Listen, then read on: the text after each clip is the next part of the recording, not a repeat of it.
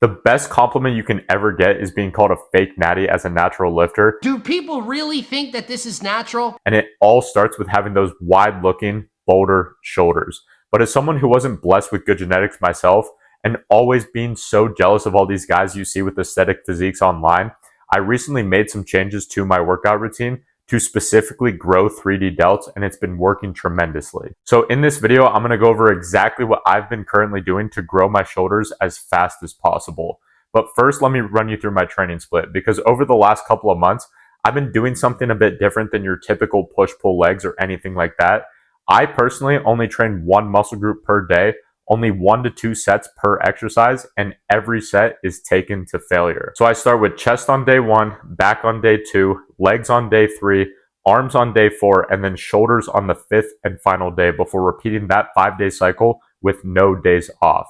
So now that you know my training split, let's get into the fun part, which is the exercises. And the main thing to understand that there are 3 parts of the shoulder that you need to be training: the front delt, side delt, and rear delt. So starting off with the side delt, because in my opinion, it is the most important for building that aesthetic looking superhero physique, which is why I only do these 2 exercises. The first of which being heavy dumbbell lateral raises, but always with drop sets included.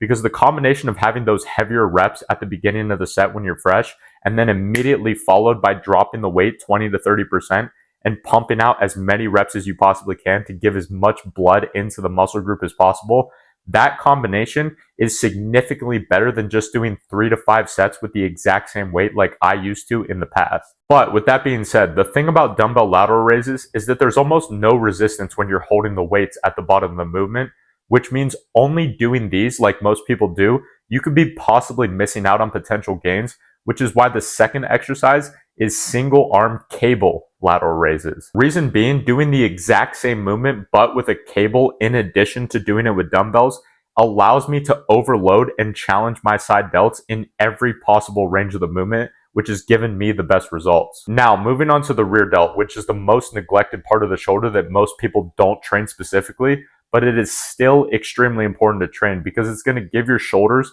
that roundness and fullness look all the way around your body. And I personally only use one exercise for this movement, which is the dumbbell rear delt fly. But if I have access to one, I will use a reverse pec deck. But at my home gym here, I don't currently have access to one. So I just stick with the dumbbell rear delt fly. But the key to doing these correctly is to allow your shoulders to fall forward, and imagine you're trying to create the biggest imaginary circle around you while keeping your shoulders forward the entire time. And like I said before, I only do 1 to 2 sets to failure for every single exercise.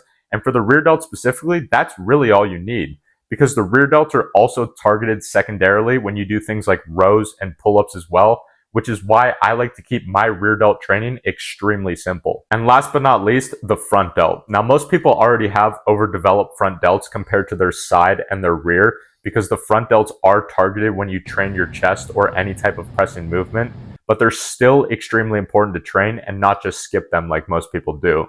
So similar to the rear delt, I only do one exercise for this muscle group, which is the seated dumbbell overhead press. Now, I'll occasionally throw in a set of standing barbell overhead press if I really feel like doing it that day, but 90% of the time, I just stick with the seated dumbbell overhead press because it's my personal favorite. But it's important to note that I do this exercise a bit different than most people do it typically, which is why I'm going to show you how I do it exactly. The number one thing to keep in mind is the angle in which you do it at, because most people have the bench at a perfect 90-degree angle, which means they have to be able to comfortably have the range of motion to get their shoulders to at least 90 degrees in order to maintain proper form.